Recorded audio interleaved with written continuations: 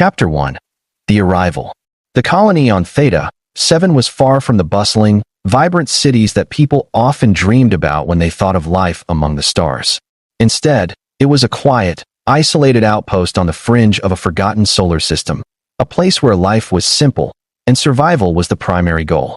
Nestled between a barren mountain range and vast fields of desolate plains, the colony existed solely to support the mining operation that had begun decades ago. Its workers, a mix of humans and a few scattered alien species, lived day to day, repairing equipment, maintaining the ships that came in and out of the port, and hoping for better days to come, though most had long since given up on such thoughts. For the past few years, I'd been stationed here, assigned as the sole mechanic for the fleet of transport ships and mining drones that helped keep the colony running.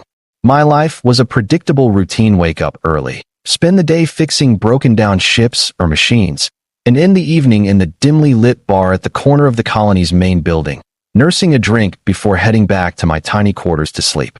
It wasn't a bad life, but it wasn't the life I'd imagined when I first left Earth. Most of the people in the colony kept to themselves, just trying to get by without making waves. There were occasional shipments of supplies, and every so often, a visitor or two from the nearby trading hub would stop by, but there was nothing exciting about life here. It was a place where the future seemed as barren as the land surrounding us. A forgotten outpost on the edge of the galaxy, holding on to a fading hope that maybe, just maybe, something better would come their way. It wasn't until the night that I first saw her that I realized how wrong I'd been about the nature of this place, about the emptiness of the land around us. I remember the air feeling different that night, thick with something I couldn't quite place. It wasn't an unusual evening. The sun had just set over the mountains, casting long, stretching shadows across the ground. The mining colony was quiet, the occasional clink of metal or hum of a broken machine, the only sound disturbing the silence. I had just finished a long shift repairing one of the fleet's older transport ships, a vessel that had seen better days. The sun was low in the sky as I was walking back to my quarters, tired and aching, when something caught my eye in the distance. The docking bay, normally empty and quiet at this time of night, was lit up with the harsh glow of the overhead lamps. A ship that looked out of place was landing in the bay. It wasn't part of the regular supply runs, and it certainly didn't belong to any of the traders or travelers who occasionally visited. I stopped in my tracks, narrowing my eyes as the strange vessel descended. It was a rusty, battered cargo ship, its hull streaked with the marks of many years of wear and tear. The ship sputtered as it landed awkwardly, sending up a trail of dust and smoke into the air. It was clear from the way it struggled to land that this wasn't a ship in good condition, but it wasn't the ship itself that caught my attention. It was the shape, the shadow of something emerging from the hatch. The figure stumbled out, a small, hunched form that looked as though it could barely keep itself upright. At first, I thought I was seeing things. I had been working long hours, my mind already exhausted from the monotonous routine. But as the figure stepped into the light, I realized with a shock that it wasn't a hallucination. It was real. She was real. She was unlike anything I had ever seen before, an alien, for sure, but not one I had encountered in my time on Theta 7.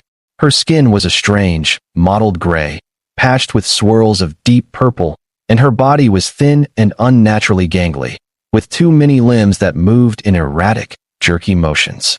Her head was too large for her frame, and her face, well, it wasn't pretty.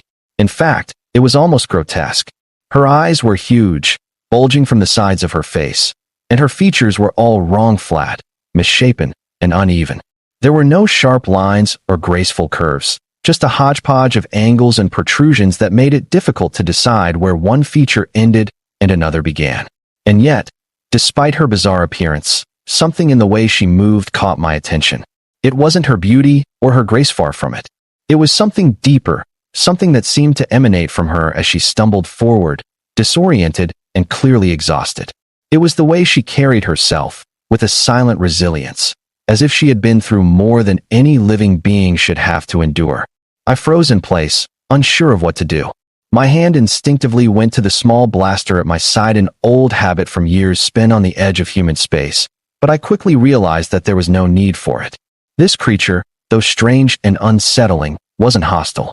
She didn't look at me with fear or malice, but with an almost pleading expression, her large eyes wide and filled with uncertainty, as though she didn't know where to go or who to trust. And then she spoke, her voice soft but trembling. "Please," she whispered in a language I didn't understand, though somehow, it seemed to translate directly into my mind. "Please help me." Her voice cracked with exhaustion, and as she took a step toward me, I saw that her body was covered in marks, bruises that looked as though they had been there for a long time. The pain was written on her face, and yet she still managed to force a weak smile, her eyes locking with mine in silent desperation. I stood there, frozen, unsure of what to do, my heart racing in my chest. This alien, this strange creature, was looking at me for help. She didn't belong here, that much was certain. She wasn't supposed to be on this planet, on this colony. There was no place for her here, not among the humans or the other species that lived in the settlement. But still she was here. I can't help you. I found myself stammering, my voice tight in my throat. "I'm not a doctor, I'm just a mechanic. I don't dash." "Please," she repeated, her voice breaking. "I have nowhere else to go." Something in her words struck me, and I realized, suddenly, that I couldn't just turn my back on her. I had no idea who she was, where she came from, or why she had ended up here, but the look in her eyes told me that I was her only hope. I had never been the type of person to take in strays, especially not in a place like Theta, 7, but there was something in her desperation that shattered whatever hesitation I had left. I couldn't let her suffer, not like this. She needed help, and for reasons I couldn't explain, I knew that I was the one who had to provide it. "I'll help you," I said quietly, my voice barely above a whisper. She blinked, her eyes widening as if she didn't believe what she had just heard. And then, slowly, a soft, shaky smile spread across her face. Her eyes filled with something I hadn't expected, relief. "You will?" she asked, her voice full of hope. I nodded, despite my uncertainty. "I will." There was something about her that stirred a deep, instinctual drive in me, one I couldn't fully explain. She wasn't simply a strange creature that had stumbled into the colony. There was an undeniable vulnerability in her posture, an undeniable plea for help that resonated deeply within me. Despite how odd she looked, her jagged features, and the way her limbs moved in ways no human body could, the sheer fragility of her presence made me want to protect her. I had no idea what had brought her here, what her story was, or how she had ended up in this place. But one thing was for certain. She was alone. Completely and utterly alone, and in need of help. I couldn't turn her away, not after the silent plea in her eyes. As I approached, she seemed to flinch slightly, her large, bulging eyes flickering in the low light. Her body trembled as though she was preparing for something. Maybe she was waiting for me to turn away, or maybe she thought I would be afraid of her. I realized then that she had probably never known kindness before, not in the way I was offering it now. In a world like this where people struggled to survive, to make it through each day, what reason would anyone have to show mercy to someone so strange, so alien? In this settlement, in the farthest reaches of the galaxy, survival was paramount. It was a cold and harsh reality, and there was no room for the weak or the untrustworthy. But here I was, offering a hand to someone who could be the embodiment of both. Still, something told me I had no choice. No matter what consequences awaited, I had already made the decision. She needed help, and I was the only one around who could provide it. "Hey," I said gently, my voice soft but firm. "It's okay. You're safe now." Her response came in the form of a slight nod, as if she wasn't entirely sure if she could trust me, but she was willing to let me try. I could see the exhaustion written on her face, how deeply she was drained, as though the act of staying upright took every ounce of her energy. I hesitated, unsure of how to proceed, but I didn't need to overthink it. I needed to get her inside, out of the open. I reached out, offering my arm as she slowly and cautiously accepted the support.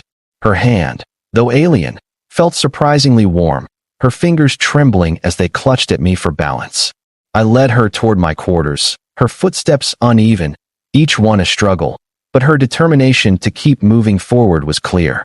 I had no idea how long she'd been traveling, or where she had come from, but the wreckage I had seen in the distance was enough of a clue. I had no idea whether she was fleeing from something, being chased by some unseen enemy, or simply lost in the vastness of space, but there was no denying the desperation in her eyes. By the time we reached the small, nondescript building that served as my home here on Theta, 7, she was nearly collapsing from exhaustion, so I helped her through the door and onto the single bed in the corner of my quarters. The room was simple, sparsely furnished, with only the bare necessities for living: a small desk, a couple of chairs, and a metal storage chest. There was no luxury, no comfort, but it was a place where I could rest, where I could find refuge from the harshness of the colony. And now, it would be her refuge too. I stepped back, giving her some space to settle. She lay there, her body twitching slightly as she caught her breath, her large, expressive eyes scanning the room in confusion.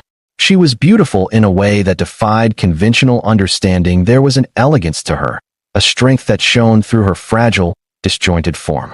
But that beauty was buried beneath layers of pain and hardship, the weight of which no one had bothered to understand.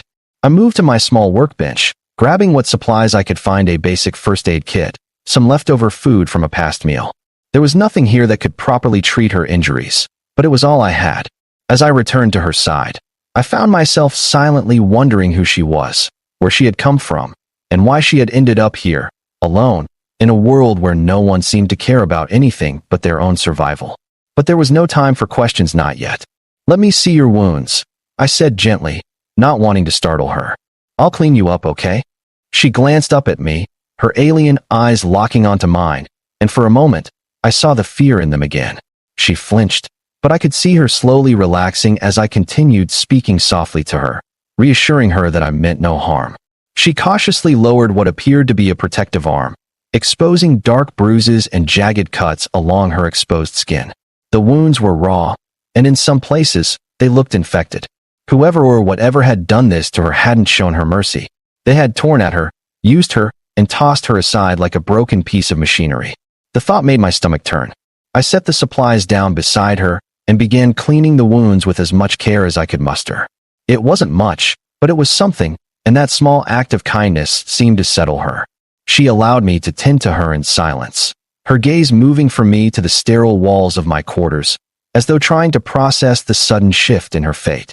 In her eyes, I saw something shifting, a glimmer of hope. I had no idea what would come of this, but for the first time, she seemed like she might believe that things could get better. After tending to her injuries, I stepped back and watched her as she rested, her body exhausted but clearly relieved. It was strange. I had helped many people before, as a mechanic, as a tradesman, but this felt different. There was no transaction here, no payment to be made for my actions. She wasn't paying me for my work. She wasn't asking for anything in return. This was just compassion. For the first time in what felt like years, I realized I hadn't been living alone on this planet. I had been avoiding it. I'd avoided seeing others, connecting with others. But now, in this strange moment, I was looking at someone who needed my help. Not because of my skills, but because of who I was. I turned away to make myself a drink, unsure of what to say next. I had no idea what this situation was going to lead to. I didn't know what she wanted, or if she would even stay here once she was well enough to leave. For all I knew, she could be part of some dangerous criminal operation or a rogue force in the galaxy. But, in that moment, none of that mattered. She needed help, and I had given it. When I returned, I found her awake again, her head resting against the wall. Her eyes met mine, and in them, I saw the beginnings of something new, something I hadn't seen in her before. Gratitude. But there was more, a connection I couldn't explain, and I realized that I had just become part of her story, part of something far bigger than I could have anticipated. "You're safe here," I said softly, unsure if she understood my words, but hoping the tone would be enough. "You don't have to leave." "Not yet." She nodded slowly, as though processing this new reality. Her voice, when it came, was rough and hoarse, but it was filled with a quiet resolve that surprised me. "Thank you," she said in a language I couldn't understand at first. But somehow, the words shifted in my mind, translating themselves. "Thank you for taking me in." And at that moment, in the silence of my quarters, as I looked down at this strange, alien creature who had somehow found her way to me, I realized that this was the beginning of something I had never anticipated, a story that was now ours to share. Chapter 2. The Secrets Beneath. In the days that followed, I focused on providing the care and attention she needed. My quarters, small and functional as they were, had become a temporary haven for her, a refuge from the harshness of the world outside. Despite her appearance, her strange form and foreign features, I had come to realize something critical. This was no ordinary encounter. The alien that had appeared at my doorstep was not just a victim of chance. There was something else about her, something more profound than the superficial wounds she carried. She didn't speak much at first, only when necessary, but as time passed, she began to trust me more. Her name was Calera, a name I learned after a week of taking care of her. It was simple, unremarkable, but somehow it carried a weight. The name fit her, despite the strangeness of it all. And though her speech was fragmented and often unintelligible to me, there was a resonance in her words that I could understand, even if I couldn't comprehend the meaning behind them. I would sit beside her, listening as she spoke in her alien tongue, feeling the weight of her thoughts pressing on me as I worked on my ship's repairs or sorted through the tools in my small workshop. The questions that had been nagging at me from the moment she stepped into my life began to take root. Where had she come from? How had she ended up stranded here, on the fringes of a forgotten colony? What did she want from me, really? She had mentioned that she was fleeing from something, but she had yet to tell me what it was, and I didn't want to push her too hard. She had already been through enough. One evening, as I was sitting across from her, working on a small part for a broken circuit, she finally spoke. Her voice was soft, almost like a whisper, but there was an underlying strength in it that I couldn't ignore. The others, they don't care, she said, her words strained but clear. They left me. I was abandoned. The weight of her statement lingered in the air, and I set down my work, turning to look at her more closely. Her large eyes were filled with a mixture of pain and regret, emotions I had not yet seen from her. For the first time, I saw real vulnerability in her expression. You were abandoned? I asked carefully, trying to make sense of the situation. By who? Her gaze dropped, her fingers twisting the fabric of her torn clothes. She hesitated before answering, her voice barely audible. My people, they were the ones who left. I was deemed useless, weak. Her words hit me hard, though I didn't show it. Why? You don't look weak to me, I said, my voice gentle but firm. Whatever happened, it's not your fault. Calera's gaze met mine again, this time with a flicker of something hope, maybe, or a desire for reassurance. But her pain was still evident. She had clearly been rejected by her own kind, cast aside as something less than worthy. It wasn't something that anyone should have to endure, especially not someone who had already suffered as much as she had. For the next few days, I tried to learn more about her past, gently coaxing more details from her when she was ready to share. She told me that she was from a distant planet, one inhabited by a race of beings that resembled her, tall, frail, and with features that varied widely depending on the individual. Her people, once powerful and revered throughout the galaxy, had fallen from grace due to internal strife and external pressures. She had been born to a family of high status, but over time, her society had grown cold and ruthless, casting aside anyone deemed weak or imperfect. Calera was one of the unlucky few who had fallen out of favor, discarded by her people for reasons she couldn't entirely comprehend.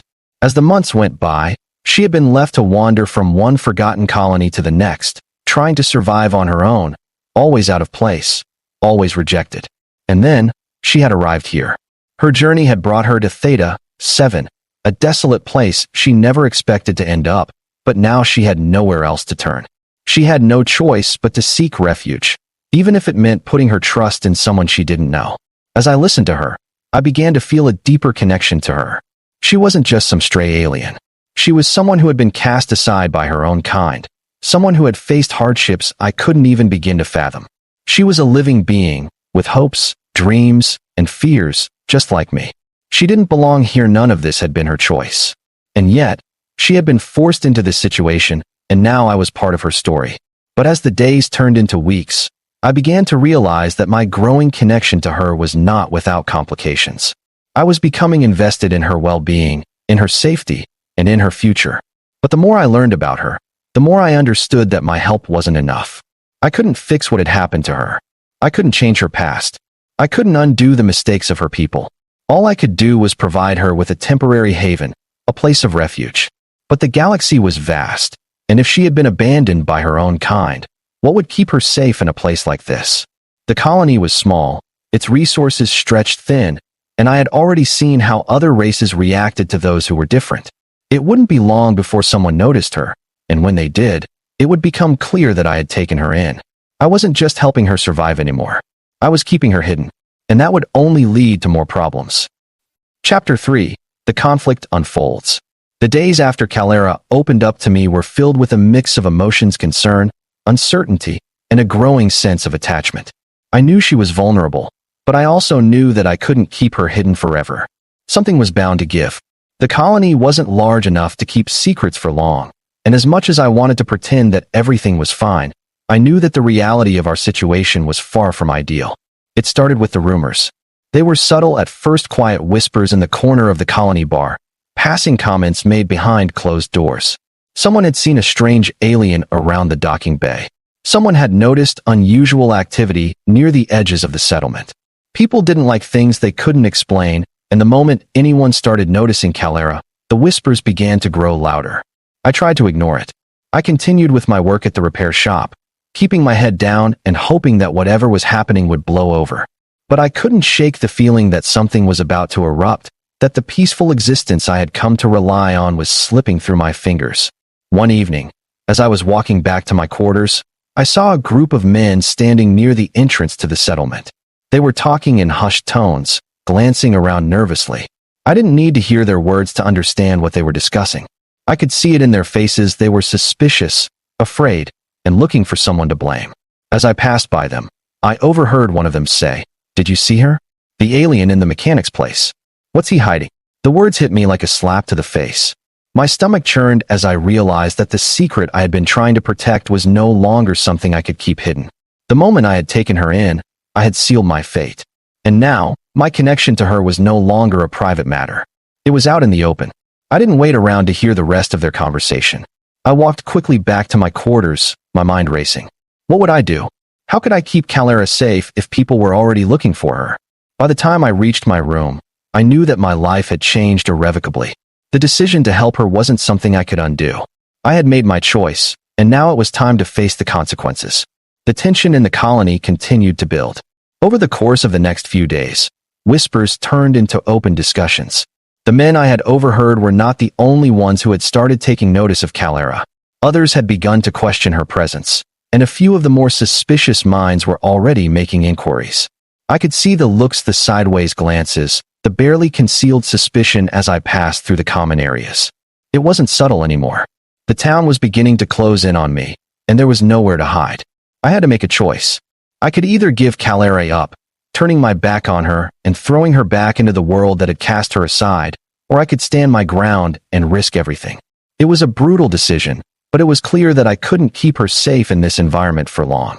The more people saw her, the more likely it was that someone would turn her over to the authorities, or worse. As I thought about what could happen to her, what might happen to both of us, I realized that even if I wanted to protect her, I couldn't do it here. Not on Theta 7, with the colony's limited resources and the prying eyes that were growing more insistent. I decided to confront the issue head-on. That night, I called a meeting with the colony's council. It was an old-fashioned thing, a group of settlers who governed the day-to-day operations of Theta 7. They had the authority to make decisions that could affect all of us, including matters of safety and trade. I knew most of them, had worked alongside them for years, but I also knew that the atmosphere in the colony had shifted. It wasn't the same place it had been when I first arrived. With the arrival of more explorers and outliers passing through, tensions had been rising. And now, I was about to drop a bombshell that I wasn't sure they would be ready for. I stood in front of them, the members of the council seated at a long table, their faces lit by the soft glow of overhead lights.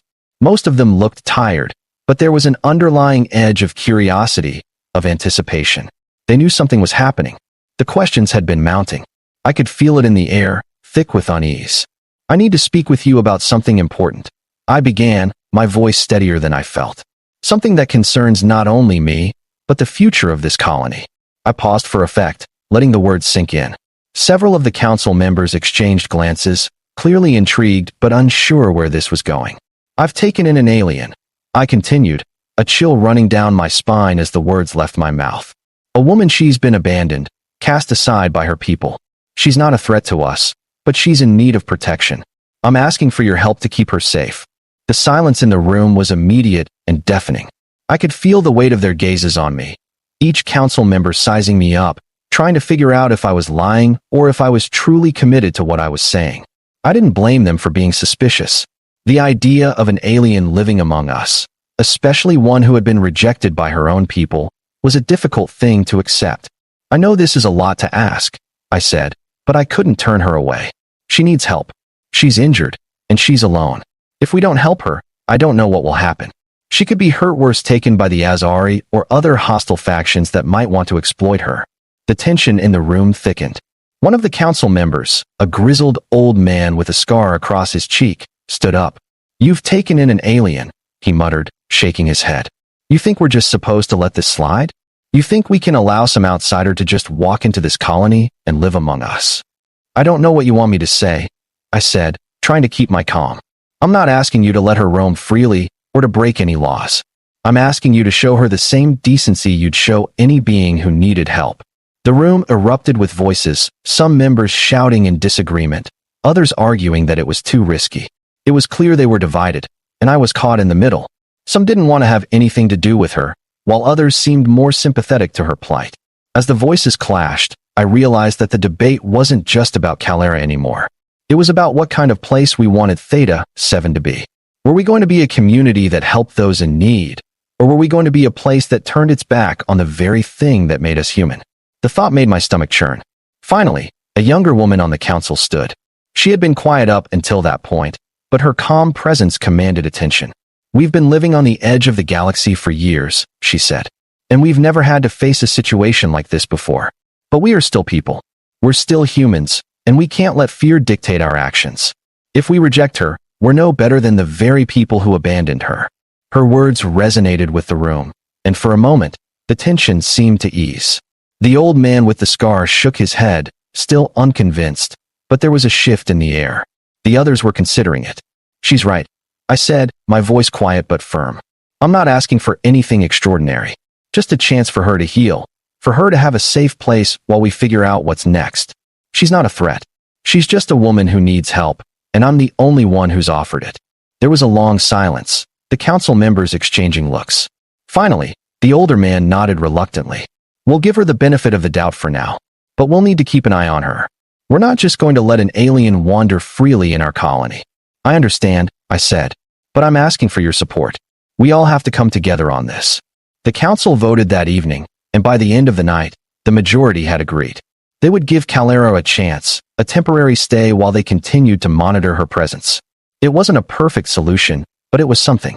It was better than leaving her to fend for herself on this dangerous planet. Chapter 4: The Unexpected Outcome. In the days that followed, Theta 7 settled into an uneasy calm. The council's decision wasn't met with widespread approval, but it was a start.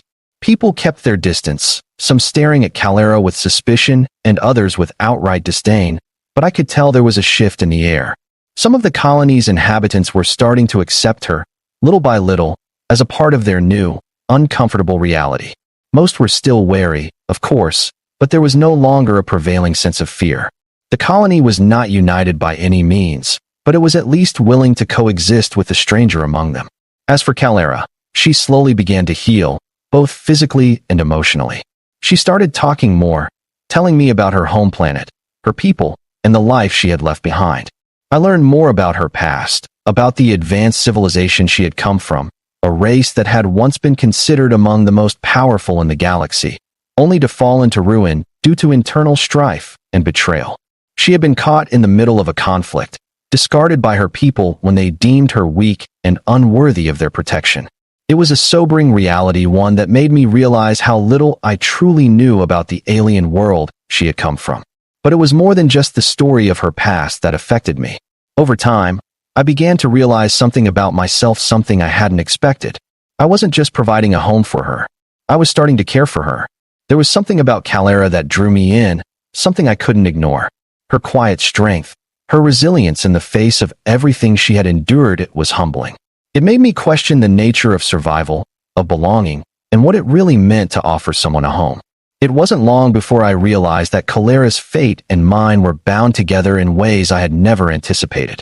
We were no longer just two strangers thrown together by circumstance. We were a part of each other's story, and our futures, whatever they held, were now tied. The galaxy was vast, full of dangers and uncertainties. But for the first time in a long while, I felt like I wasn't alone. Theta 7 wasn't the place I had expected it to be. The people here, the colony I had once thought so mundane, had become a family of sorts, with Calera at the center. Together, We were building something that no longer felt like survival, but hope.